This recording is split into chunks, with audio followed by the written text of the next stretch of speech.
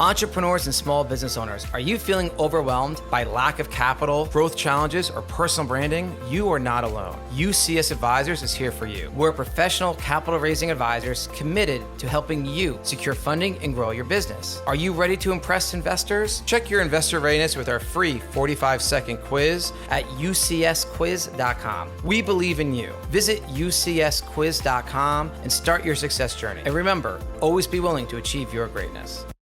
Boxcar offers direct luxury commuting service from various areas in New Jersey to the east side of Manhattan. For those of us that have experienced the demise of Penn Station, this is a welcome alternative. With their service, you can pop into the city on one of their luxury buses, which feature free Wi-Fi, a clean restroom, ample legroom, charging stations at each seat, as well as professional chauffeurs to make your daily commute actually enjoyable. For all of our listeners, use code GS25 when you download the app and save $25 on your first commute. Ready to travel into the city in style? Download the app on your personal device or visit their website at www.boxcar.com.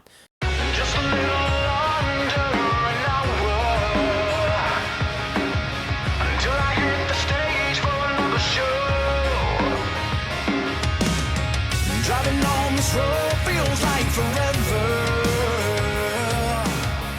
All right, what's up, everybody? Welcome back to another episode of Greetings from the Garden State. I'm your host, Mike Cam. We are here with Howard Freeman, and we're ready to talk about the 40th Annual New Jersey Lottery Festival of Ballooning. Howard, welcome to the show. Thank you, Mike. Excited to be here. Oh, you excited to be here, too. So just real fast, I just noticed this. You have a very impressive bobblehead collect. Too many Mets, in my personal opinion. But a very impressive bobblehead collection. So good for you. Thank you. My background used to be in sports. I worked cool. for New Jersey Nets, New York Apples, and a number of other places, Madison Square Garden. So nice. Came across bobbleheads and just started collecting. Yeah, no, that's great. And so fun fact, actually, last year I was supposed to go to the festival last year, and then some stuff came up, I couldn't go, and I did like a giveaway of the tickets that I bought to people that listen to the show, and it was probably the most traction I got on a giveaway that I've done out of anything. And I've done several over the time that I've been doing the show. Really? Excellent. Well, our festival's good news, and good news travels fast. Yeah. And that worked out for you. Yeah, for sure. Absolutely. No, me too. So I want to learn a little bit about you first. Sure. So we did, already kind of background in sports and all that kind of stuff. So how long have you been involved with the festival itself? We actually bought this festival 30 years ago. So okay. It's the 40th year of the festival. Started in 1983 in a truck stop out on Bloomsbury on Route 78, and they changed it to Balloonsbury for that weekend. It was started by a guy named Bill Lewis, Malcolm Forbes, and a guy named Tom Curley, who was the publisher at the time of the Courier News. Went on to publish a small paper called USA Today. It had outgrown them. We moved it to, when they were doing it, it was about 25 balloons and maybe 20,000 people. Yeah. We moved it to, or it had been at Solberg Airport in Reddington, and now we've grown it to 175,000 of my closest balloon to take friends, and it's become the largest summertime balloon and music festival in North America. So hot air been very, very good to us. Balloonatic, that's a great thing. So your background in sports, and then you buy this festival 30 years ago. So why? Why? Everybody asks me. That's a good question. Yeah. Honestly, I got a little sick of being dependent on winning and losing. Okay. We could be the greatest marketers, the greatest ticket sales guys, the greatest sponsorship sales guys in the world. But if the team was on a 15-game losing streak, as my Nets often were back in the day, yeah, or if one of our players got caught in a little drug scandal or any kind of illegalities, it just made it frustrating. So I didn't want to be, I wanted to be the controller of my own destiny. Sure. And no balloon has ever bit the ear off another balloon. No balloon has ever gotten caught in a drug scandal. No balloon has ever gotten caught with a little boy. So, not there's anything wrong with it. So, we just figured, heck, it's what I call a, Sara Lee event. Nobody doesn't like balloons. So it worked out. And, one thing, the closest I had come to balloons back in the day was watching The Wizard of Oz growing up in black and white, which shows you how old I am once a year. So, that fascination was always there. Yeah. I checked it out. We had a chance meeting with Bill Lewis, who started the festival. We went out to Glendale, Arizona, to check out, this is before internet in 1992, to check out balloons, and had a great experience and said, hey, time for the next adventure. Yeah. And so so when you started looking at other opportunities, were there other things that you had, kind of had interest in outside of balloons, or was it all of a sudden you saw like this festival and you're like, oh wow, this is actually like really No, cool. that's actually another good question.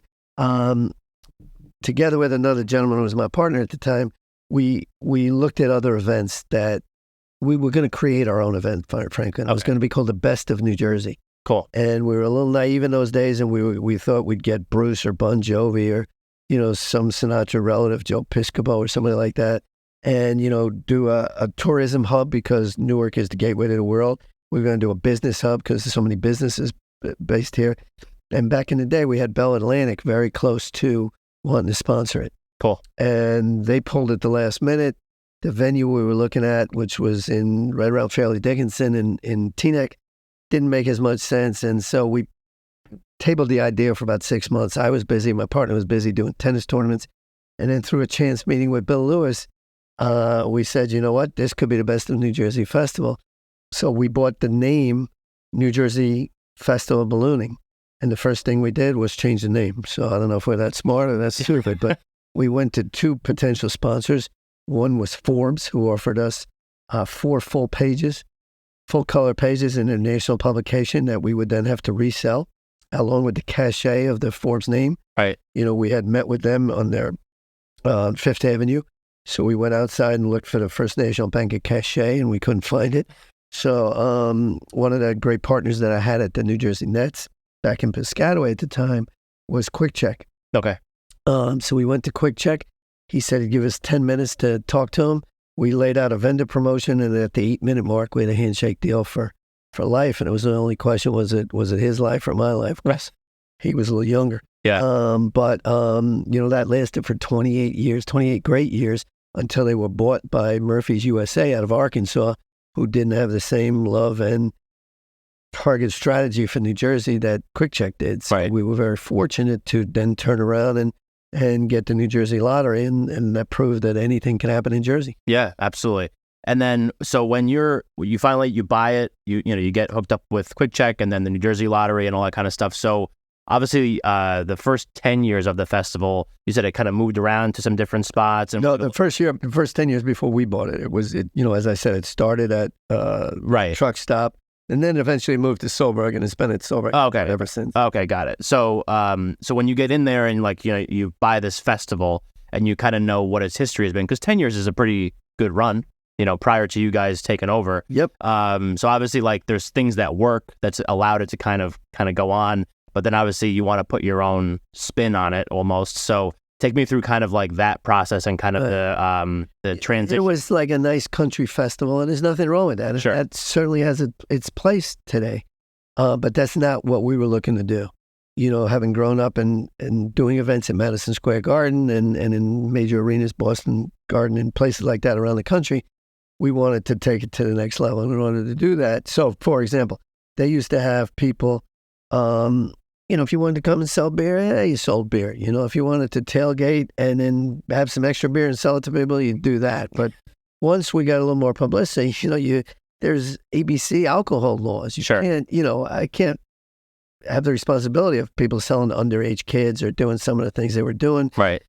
It was very happy-go-lucky, and a lot of people like that. And frankly, in the beginning, when we brought in Quick Check and brought in PNC Bank and Coke and Pepsi and major partners like that, Johnson & Johnson, there were a lot of people who said, oh, you've become too corporate, but in order to put in the infrastructure, and this event costs multi-millions of dollars, it's a crooked number and 2 commas to produce this. So in order to do that, you got to have support, and our sponsors are our lifeblood, and they're our weather insurance, to be honest. Yeah. So there were a few people who hesitated at first, but then after a while, we were able to add more and more things in. We were able to bring more and more attractions in, and starting in 2000, we started to do larger concerts. And when we looked at our family audience, we said, who would be the best concert to bring in to begin with? And we settled on the Beach Boys because your grandfather loved them, you love them, your kids may love them. Yeah. So, and then it was, can you top this every year? And everybody says, oh, what are you bringing in next? Or what are you doing? Or what special shapes are you bringing in? Bringing in Darth Vader and Yoda from Belgium costs money. Bringing in balloons from around the world, special shapes cost money. Yeah. The infrastructure we have costs money. So fortunately, those partners enabled us to make it bigger and bigger. And that's where we are today as the largest summertime balloon and music festival in North America, looking at expecting on July 28th to 30th, over 175,000 of our closest balloon-to-take friends, as you love that title. That's a great title. But and I love that. And so you're talking also about like corporate sponsors and like partners and that kind of stuff, which obviously, like you said, like weather insurance is sometimes like a big thing because if it's too windy, they're not flying, so you need to have a good event like around it. More than just hot air, we call it. Sure, yeah. And then but then also so obviously they're super important to getting it off the ground. There you go. There's another pun. But business is on the rise. Yeah. You won't believe your skies. We can do this forever, my friend. I am full of hot air. Yeah. So what about like other people that are like that have been maybe big not supporters, but integral into kind of like where when you first bought it to kind of where it is now, that have kind of helped you get it to where it is? Are there like specific people that have kind of helped you with that? There are, there's a lot of sponsors, as you mentioned. Sure. We've been at Solberg Airport the whole time, and we've helped them. We were their biggest tenant for a long time, still are.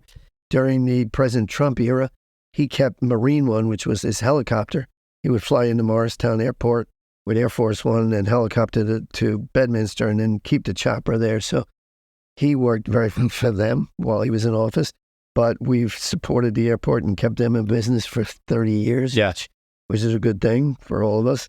Bill Lewis was instrumental. We had the same balloon meister, Larry Konish, for years, for about the first 27 years. He handled all the balloon operations and the weather and the briefings to the pilots. Now we have a great guy, John Piper, who actually for 35 years ran the Macy's Thanksgiving Day Parade. Okay. So if he can do the logistics of a parade in New York City after 9/11, right, with all the things with fire and police and traffic and everything you need there, he can certainly handle our operation. He's done a great job. But yeah, we had an intern in 1999 who's come back every year and handles our alcohol operations. Okay. We've had a ticket person from 15, 20 years ago comes back. We have, we've been at the Bridgewater Marriott as our host hotel for years, even before it was built or as it was being built. So we have a dinner meeting Thursday night before the festival where all these people who've been involved for all these years, a lot of teachers who aren't working in the summer have run our trailer operation, so our phone operation and tickets and that sort of thing on site. So they all come in Thursday night before we open Friday morning at the festival. And it's like Navy SEALs, they each, somebody's in charge of the ballooning crew, getting crew to help with the balloons. Right. That's Terry Konish, whose father Larry was the balloon meister. So we have people coming in from all over. There are contractors and facility people have been working with us for years, and they take a small country airport and build it up into the third largest city in the state for 3 days. And they do that in about 2 days and have to break it down, 2 days after because it's a functioning airport. Sure. So it's kind of a wild operation. In fact, this year what we're going to do is a time-lapse camera. Like when you see a venue like the Garden change over from basketball to hockey. Right, or concert. We're going to show that being built out at the festival. Yeah. At NJ Balloon Fest. So that's kind of a cool thing. So yes, it's, teamwork makes the dream work. And I might just be the pretty face, although they tell me I have a good face for radio or for podcasts. I feel a good voice for newspaper. I don't know what that means, but it's the people behind the scenes that really make this work. Yeah. It's, now we have 5 people year round. We bring in 4 interns, so now we have 9 or 10 people. And then day of the festival, weekend of, we'll have 2,500 people putting this festival together and being responsible for the $50+ million of economic impact that it brings to, both Hunterdon County and the state of New Jersey. So we're proud of that as well. Yeah, absolutely. And I think it just to me, just you describing it and just like different people that are involved in like the whole process of it, like just logistically, it just seems like a while. Like it's not just like, hey, we're going to throw some balloons up in the air and then we're done. There's so many different things kind of going on all at once. Logistically, other than the Tour de France or something like that, which is, 25 days in a row. Right. Or a triathlon when you have to shut down everything in multiple venues. This is pretty logistically crazy. When we did take it over the first year, we really didn't if I knew what I was getting into, I might not have gotten into it. Let's put it that way, because Right. it's high risk, high reward. We were pretty proficient in dealing with Madison Square Garden or Rutgers Athletic Center or places like that, Boston Garden or you name it, but we had never done anything outdoors of that magnitude. And, Yeah. we learned as we went. And Yeah. you just hope you don't make the same mistake twice. Hope for the best, prepare for the worst, and somehow it's worked out over all these years. Yeah, absolutely. Is it true, like, if you go up in a hot, because I've never been in a hot air balloon, I'm sure. It's fun you could have standing up. Yeah? That's what they tell me. Have you done one? Yeah. Okay, I was going to say, yeah. Is it true that you can't really kind of control where it goes? So is it just kind of like floats around? Exactly. Yeah. I don't know about floats around. Well, yeah. That is the beauty of ballooning, the magic of ballooning that they talk about. In today's harried world where, we had an appointment at 11 o'clock today, you got to get on the road, look at your GPS, see how long it's going to take you to get here, know that after this, your next appointment. And it's the same if you have a plane ride, you got to be at the airport an hour or two in advance. You got to do all that stuff. The beauty of ballooning is you don't know, approximately when you're going to take off. And at the festival, it's 6:30 in the morning and 6:30 at night, because that's an hour before sunrise, an hour before sunset, when the winds are the calmest. You need 8 to 10 miles an hour of wind or less to operate safely, depending on the balloon. So, and you go in the direction of the wind. We have a lot of phone calls, people saying, well, where are we going to land? It doesn't work like that. If the wind is blowing out of the southwest, you're going to head to the northeast. Yeah. And vice versa. And they say, well, how long is it going to take? Well, if the wind's blowing 5 miles an hour and you go for an hour, you're going 5 miles. Yeah. And you're going until the pilot finds a very safe place to land with no power lines around, with access to a road so they can get the balloon out, so they can put the chase vehicle in close to the balloon and get it out safely. So that's one of the beauties. People call it a magic carpet ride. Yes, I have been in balloons many times, as recently as last week for a thing we did with News 12. Okay. It's, I used to live in Hackensack and on the 16th floor. And what I would describe it as is you're on the terrace on the 16th floor, and the ground, instead of the view being the same all the time, the ground is moving beneath you. So it's constantly changing. And out in Hunterdon County on the border of Somerset, you have a bison ranch about 2 miles away. You might fly over that, which is kind of cool. Yeah. There's horse farms, there's the Forbes estate, there's foxes, there's all kinds of animals. So, you never know what you're going to see or what you're going to do. And everybody says, hey, land here. We did a press event years ago, a number of them, with the Energizer Bunny. And we did it at 6 a.m. So, this 160-foot pink rabbit is flying over and people are coming out in their bathrobes. And, I think we scared people straight, and a lot of people may never drink again. But, people would come out and say, land here, we'll make you breakfast. Right. And, I had to entertain myself. So I said this one time, well, what about the bunny? He needs carrots. And people would come out with bunches of carrots. Yeah. And I'm like, really? Which I thought was just committing to it, Just committing to it, which is great. And then when the balloon lands in your neighborhood, a lot of times the pilot will stand there and tether, so our kids can come out and take tether rides, and then people help pack it up. So it's kind of a cool experience. No question. That is really cool. Lighter than air. Yeah, I definitely would like to give that a shot. Some people have also said, well, I've never been in a balloon. How will I know how to steer it? And I'm like, if you go in a plane, would you ask, how would you know how to steer it? Or No, do you think you just trust. Yeah. So yes, there's a pilot involved in each of these, and they are governed by the FAA, just like a fixed wing aircraft. They have to have testing. They have to know the weather. They have to have, clearance from the ground. So no, it's a safe thing. A lot of pilots would tell you two things. One, if you inflate it, they will come, and that's what happens at our festival. And the second thing is it's safer to fly in a balloon than it is to drive back and forth from the balloon ride. Interesting. But very cool. So that's kind of cool too. Yeah, sir. Yeah. So, okay. So that first segment was great. So we're going to take our break, and then we're going to come back. We need a break. Well, yeah, just for sponsors, So we're going to take our break. We'll come back and we'll talk all about what to expect for somebody coming to the event for the first time. So this is the Greetings with the RSA podcast. I'm Mike Ham. We're here with Howard Freeman, talking about the 40th annual New Jersey Lottery Festival of Ballooning. We'll be right back. Voted one of the top 100 jazz clubs in the world, Shanghai Jazz in Madison, New Jersey has been entertaining its customers for almost 30 years with world-class live music, great food, and a commitment to hospitality that creates an exceptional atmosphere. Plus, if you're in the mood for a creative cocktail and incredible vibe, be sure to check out Encore Speakeasy, located downstairs in Shanghai Jazz. As one of my favorite restaurants in the area, I personally guarantee you will have a great experience. Check out the music schedule, the menu, or to make a reservation, head to shanghaijazz.com. The Mayo Performing Arts Center is the heart of arts and entertainment in Morristown, New Jersey.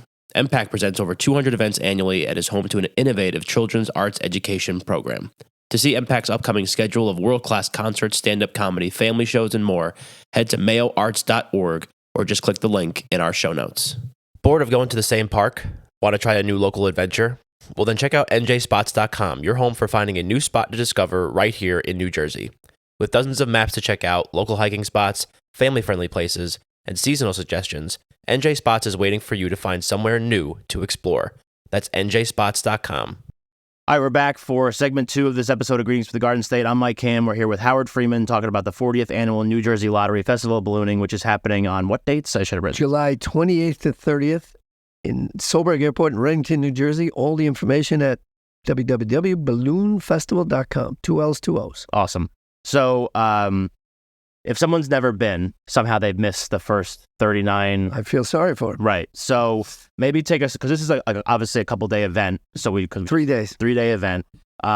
What are some things that people could come to expect to experience from an event like this? Maybe some tips or whatever. In a time when people are on tight budgets all around, especially in New Jersey, and, they're tired of buying stuff. What it's about these days is about experiences. And I always go back to when I was growing up, I was about 7 or 8. My brother was about 9 or 10. My sister was about 4 or 5. My father took off the summer, quit his job, bought a station wagon, and took us cross country. And that was a long time ago. And yet to this day, I remember, the Grand Canyon. I remember Mount Rushmore. I remember Cheyenne Days, the rodeo. I don't remember the bike he might have bought me when I was 7 or 8. So Right. It's all about experiences. So what you can get more than anything else at the festival is an experience for every member of the family. The festival is open for 39 hours, starting at 1 o'clock on Friday, July 28th. And we try and program all 39 of those hours. So if you have kids 2 to 8, at 1:30 on Friday, we have Lori Berkner. She's the Adele of the preschool set, according to the New York Times. So she's a great performer. So if you have kids in that age, that's awesome. That night, Friday night, it's balloons, tunes, and booms. The balloons go up at 6:30. As I said before, nobody doesn't like balloons. It's no matter who you are, you see 75 to 100 balloons. Darth Vader, Yoda, the Lover Bees, the New Jersey Lottery Lucky Pig. We're gonna make you prove that pigs can fly. We have a TikTok clock. So not the online thing, but the clock. So time will fly at the festival. So, people love the balloons. At 8 o'clock that night, we had Everclear and Lit. So if you're a child of the 90s and you were into Everclear and Lit, you'll love it. That night, we'll probably also, it's balloons, tunes, and booms. So we'll have a fireworks show, maybe a drone show. But, who doesn't like fireworks? And if you missed them on July 4th, catch them July 28th. Right. The next day, we repeat all that, but we also have a family fun center. So once again, for kids, we'll have magicians, we'll have singers, we'll have clowns, we'll have all those kind of things. We'll have a tribute stage with 8 different tribute acts, from Kenny Chesney to Zach Brown to Bruno Mars to you name it. So things like that. There's experiential activities for everybody. There's free samples for different people. So there's really different type of stuff. And what I tell people, particularly families, and I go back to my childhood once again, I used to take my son, who just turned 28, but when he was a little kid, I would take him to the circus, the Ringling Brothers at Madison Square Garden. 100%. I remember that. And, at first I would just look at the 3 rings of the circus because it was so fascinating. But then after a while, I would look at his face. And when I saw the gleam in his eye and the smile on his face, I said, you know what? That's what it's all about. Right. So now at the festival, sure, I look at the balloons, but I also look at little kids. And even my son, who's older now, but the gleam. So just to see that excitement in their eyes. We have somebody in here who actually helped me with the computer a minute ago, and you met Caitlin, who started coming to the festival at 2 or 3 years old. Then she became a ticket taker and ticket salesperson out there. When she was 15 or 16, she answered phones. Now she's our director of corporate partnerships. So, Yes. people have grown up with this festival. So That's a perfect thing. If you're not there with your family or you have older kids, Saturday night we have KC and the Sunshine Band. So put on your buggy shoes, come on out. Who doesn't remember them from the 70s? Right. And then on Sunday, we have a 5K, Running with the Balloons 5K at 8 in the morning. So we did some research. We found out that no runner has ever gored a balloon. Or no balloon has ever gored a runner. I'm sorry. Either way. Yeah.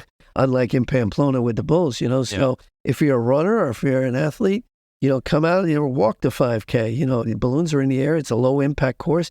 It ends up right at the main part of the festival. So that's kind of cool. And then at 3:00 that day, we have, who do we have? We have so many things going on. Fitz and the Tantrums, a band from 2008. Sure. So once again, from Laurie Young to Everclear and Lit, a little older, to Fitz, back younger again, to KC, a little older. And this year, for the first time, because of the huge South Asian populations in both Island and Edison and all around, we're bringing in an Indian performer for the first time. Cool. Partha Oza, Okay. who is the heartthrob of Gunjab, if you're so inclined. Or if any of your listeners are 35-year-old Indians that want to see this guy. But no, Right. he does Bollywood songs, does all kinds of things. So Very cool. sometime during that 39 hours, there's something for everyone. And Right. if you can't find something to do, stay home, because you shouldn't be going out looking for excitement. Yeah.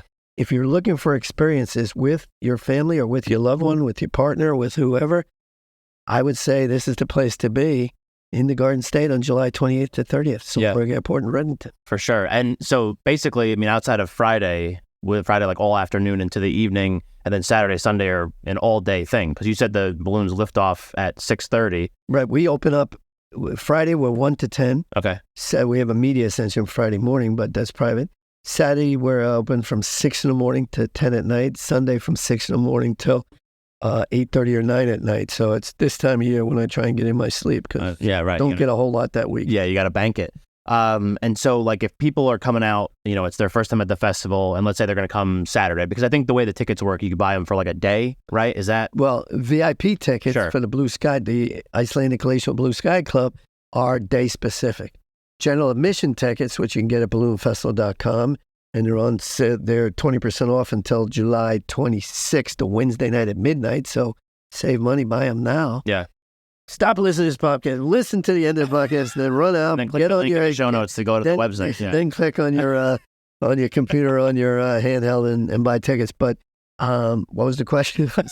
The way the tickets work as far Oh, right. as like, So general admission tickets, Right. which are $40 at the gate, but 20% off in advance. Those are good any one day. Okay. So come Friday. If you can't come Friday, come Saturday. If you don't like the weather or something on Saturday, come Sunday. But come one of those 3 days for the magic of ballooning. right. And so when they come out, let's say they're going to come out Saturday, right? So they're coming in, like you would recommend, get there in the morning so you could actually see the balloons. So like during the day, are they tethered flying, or it just? Another good question. The average stay at the festival is 7.5 hours, because there's so much more than just hot air, as Sure. described before. Vendors, crafters, experiential stuff, different stages. But I recommend coming early in the morning. Look, it's the end of July. It's New Jersey. So early in the morning is before it gets that warm out. The sun is just coming up over the Cushatunk Mountains. It's almost a spiritual, even on Sunday, it's a spiritual experience being out there when it's that calm. There's not as much traffic yet. It's a little cooler. See the balloons, see all the different activities, and you can get your hand stamped, go home, shower, go to the pool, go whatever, and then come back for the night ascension. Yeah. So that's when the concession stands are most easily accessible. So, and since balloons are, as we said before, dictated by the winds, what happens is the sun heats up the earth, and that's what creates thermals. And that's why we wait till an hour after sunrise, hour before sunset. So overnight it's dark. So your best time to see the balloons when they're just going to hang up in the air with the least wind Yeah. is that 6:30 flight in the morning, Gotcha. either Saturday or Sunday morning. Yeah. And we have 20, 25, maybe 30,000 people out there at that hour. Saturday, and maybe a little bit less, but with the race, a lot of people out there Sunday Yeah. morning too. Sure. We've been listed as one of the top 5Ks in the country Okay. because we do things a little bit differently. Anybody can start the race with a foghorn, whatever you call it, or a starter's pistol. For the last couple of years, we've started with a human cannonball when we shot him out of the cannon. people were allowed to run this year. We're going to do it with the Fantastic Flores family. Okay. There's going to be a acrobat on a 65-foot sway pole. She's going to do her thing, and when she dives down, it looks like she's going to die, but she's attached just before she hits the ground. That's when everybody can run too. So if you're looking for a low impact 5K that helps benefits Susan G. Komen Society and is a fun thing with balloons, going up in the air as you're doing it, that's the place to be. Yeah. And you can register for the Trinity Solar 5K online at balloonfestival.com as well. Yeah. And so also, we're talking about the tickets before and talk about the balloons, and obviously like that's, it's the festival of ballooning. So that is like the crux of it. That's the unique selling position. Is there a ticket that would get people into a balloon? There are two ways to get into a balloon, and I would recommend you do that heavily in advance because that sells out every year. Once again, at balloonfestival.com, you can buy a balloon ride for either one of those 5 ascensions. There's different prices ranging from $250 in the morning to $325 or $350 on Saturday night, which becomes the busiest. There's also tethered rides, wind and weather permitting. So during the course of that weekend, as long as the weather, if it's cloudy like it is today and the sun is down, you can tether balloons a lot more. And for $25, you can go up about 25 or 50 feet, experience the magic of ballooning, come down, and see what that's all about. Yeah. It's amazing how many people have told us they've tried a tether ride first, then they've crewed for a pilot, then they've taken a ride, and then they bought their own balloon. We have about 15 or 20 pilots who come every year who started as, just took rides at our festivals. Yeah. They say the first balloon experience is $25. The last one may be about $50,000 when you wind up buying your own balloon and chase vehicle and all that. Right. Once again, that's the magic of ballooning. Yeah. It sounds trite, but I've seen it happen too many times to not believe it. Right. So also we talked about in the first segment how, 30 years ago, you guys bought the festival and all that, and kind of the way that it's evolved over time and different partners and different people that have worked there. But are there like specific moments over time where you can like look back and be like, this was like a huge thing that we tried and it worked and it was great and like we're going to keep doing it? Like certain moments that kind of like really stand out to you over this. Another great question, Mike. That when I mentioned before about the year 2000, we brought in the Beach Boys. Well, Radio Disney started getting really big 2006, 7, 8, somewhere in there. And I live in Wayne. And in my local weekly newspaper, I read an article about these 3 boys that were singing in church because their father was the minister, and it was in Wyckoff. And they were the brothers Jonas at the time. And this was about September of 2007, somewhere around there. So I called up, got in touch with them, and for $25,000, I hired them and it became the Jonas Brothers, but I hired them for that July. And come July, it was the hottest ticket in the world. It was crazy. Mothers were offering me $500 for their daughters to meet them backstage, for a meet and greet. And that really worked out. So we were pretty proud of that. Yeah. I went to the president of Radio Disney at the time, Joe Weinholz, and I said, okay, this was great, but how do I make it annual?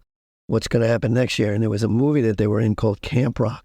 I don't know if you have any kids or whatever, but I said, all right, who's going to be in? Who's the next one? Yeah. And they said Demi Lovato. Okay. So we hired Demi Lovato for $7,500 for 2008. And she sold out and became really big. And now she's selling out arenas and stadiums. Yeah. Just to start that trend, we had Sabrina Carpenter. She's now going to open this summer in Europe for Taylor Swift. So I feel like, we helped them, they helped us. Sure. And whatever small thing we did to kick off the career of the Jonas Brothers, Demi, Sabrina, and all the different people we had like that, that was a very cool thing. Yeah. We were the first people in the United States to have Darth Vader and Yoda balloons because Disney really trusted us, and this pilot in Belgium who owned and operated the balloons trusted us. We were the first people to have Lily and Joey, the lover bees, and they experienced love at first flight. One year we had Styx, we've had a couple of years, but on Saturday night we do a balloon glow. So that's why Saturday night is so big. So during Casey and the Sunshine Band, we'll have balloons lined up around the stage, and they start glowing as soon as it gets dark, like Christmas in July or Japanese lanterns. Cool. And since we had worked with the bees a lot, and they were right next to the stage, I said, Bob Rowaneski out of Albuquerque is the pilot and the owner. And I said, I wouldn't ask this about to anybody else, but you're going to be next to the stage glowing. The set list for Styx today, he's going to end up with Baby, and then with Babe, And then what's his other song? And Lady, Babe and Lady, were the two last songs. During Babe, can you have the balloons just start facing each other and hug? And during Lady, for the big finale, kiss. He goes, Howie, no one in the world would ask me that. But he goes, if the wind cooperates, we're going to do it. Yeah. And don't you know, he did it.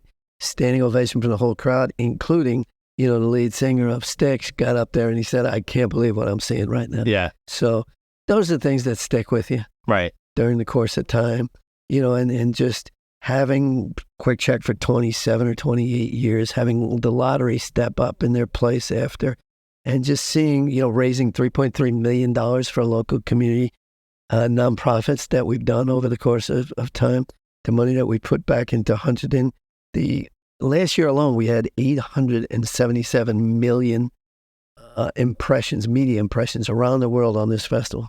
So to have those eyes in a positive aspect on the state of New Jersey, that's something I'm proud of. I'm a native New Yorker. I moved here when I worked for the Nets, probably in the late 70s. So I've been here almost 50 years. And when I came here, just like a lot of people, I'd come out of Newark Airport and see stuff around there that wasn't the most positive thing for the state. Yeah. But, to be able to put a positive spotlight and to know that this is being, CNN or Fox News or these different things are broadcasting this festival around the world at different times, that's pretty cool. Yeah, absolutely. And I love obviously I do a show all about New Jersey. Right. And I love how just like the original idea was just the Best of New Jersey, festival, and kind of how it's evolved, with the balloons and then everything like that. And then now it's not only is it just, about ballooning and all that kind of stuff, but it's also just like a big part of like the state and how important it is for, what happens in that part of the state and just the state overall, really. Right. And we're fortunate that New Jersey Travel and Tourism is a sponsor. But, we feel pretty good about the positive spin we've put on the state of New Jersey. Absolutely. I feel good about that, and I'm never leaving, so. Yeah, well, I can now. I pretty much locked myself in here just doing this show. And I also just, really like the fact that it's just coming from a very genuine place also, just because, like the beginning of this segment, you talked about, your father over the summer with the station wagon and just traveling around, and like you remember that stuff, and maybe not like the bicycle when you were 8. You know what I mean? But then doing stuff like this, and, you could see it when you talk about it, like how excited you obviously are about, experiencing the same festival every year, but it's so nuanced and so unique every year too. And we've done 50 of these in total around the country, and even did one in Inner Mongolia, China. Cool. And 5 times 50. I've probably seen mass inflations and ascensions 250 to 300 times, and still, to this day, when Friday night at 6:30, July 28th, when those balloons, what happens is you lay it out the fabric, and then they take a fan, just like you'd have in your attic, and it blows regular air, not hot air, despite what people think, into the balloon. And then the pilot gets in the basket. So when that fans, all 175, whatever they are, fans turn on and start doing that, the hair on my arm started, which I don't have much, but what I do, in the back of my neck, it just stands up. And when he flames up, when each pilot flames up that propane, like you'd have in your backyard barbecue, puts heat into the balloon, and when it gets hotter in the air outside, hot air rises, third gauge physics principle, and when they start going up, and we play up and away by the fifth dimension, because why wouldn't we? Right. And then signature music for each of our special shaped balloons. But there's no feeling like it. And I'm in the middle of those balloons watching that, watching the people watch the balloons, and it doesn't get old. It literally does not get old, and it's just a cool thing to see. Absolutely. No, I love that. In your backyard here. Yeah, literally. That's the cool thing about Jersey. Like you said, you used to get out at Newark Airport and just be like, oh, there's the port. It looks shitty. And what I remember, Ben Franklin once said, New Jersey's like a beer barrel. It's tapped in the top in New York, tapped in the bottom in Philly. How do you get to the middle? Well, hey, Huntington is right in the middle. Yeah. And Reddington, Soaring Airport is right in the middle. So where else would you want to be? July 28th to 30th. Absolutely. So for everybody listening, we've hit them with the links already, but if they want, let's do it again. So what's the website? Balloonfestival.com, BALLOON, festival, singular, balloonfestival.com, at New Jersey Balloon Fest, or hashtag New Jersey Balloon Fest, and you'll see us on Instagram, on Facebook, on Twitter. Sign up, go on the website, sign up for free updates and newsletters and discounts and that sort of thing. If you're a service member, go on GovX and get $5 off for a first responder or a government, because we try and give back. We do well by doing good. As I mentioned, we raised, after this year, it'll be close to $3.5 million for nonprofits. Yeah. And local community organizations. So be there July 28th to 30th. Yeah, absolutely. So I'll make sure that I put the links and the social handles in the show notes. Great. So people can go check that out. And then obviously, come out to the festival. And go buy scratch-offs, buy Mega Millions, Powerball. Right. Because anything can happen in Jersey. And this year, as a matter of fact, the lottery is doing a meat debate. New Jersey, it's Taylor pork roll versus ham. Oh, yeah, I've been hearing What you're going to call it, Yeah. North versus South, depending on where you live. So you can get a scratch-off and do that. And that's why they have a Lucky Pig balloon. They're keeping with that theme. Yeah. And they have Johnny Pork Roll truck out at the festival. Oh, cool. I love Johnny Park Roll. Yeah. You've eaten it. Keeping that theme as well. So For sure. we're going to have pigs fly. We're going to make time fly. We're going to have Darth. We're going to have Yoda. We're going to have the bees. We're going to have Laurie Bergner. We're going to have Darth. We're going to have Everclear and Lit. Partha Oza. We're going to have Fitz and the Tantrums and Casey and the Sunshine. Man, It's awesome. you, Mike, better be putting on your boogie shoes. I'm ready. I got to get some, but I'm definitely coming out. So, Howard, thank you so much for doing this. Thank with you. us Love today. to help New Jersey. Yeah, absolutely. We really appreciate it. So again, I'll put the links in the show notes so everybody can go click, get your tickets, and go check out the 40th annual New Jersey Lottery Festival of Ballooning. Right. That was a lot of words all in a row. But Howard, again, thank you so much, and everybody else, thank you for listening. This has been the Greetings from the Garden State podcast. I'm Mike Cam. We'll catch you next time. Thanks, Mike. It's up to you.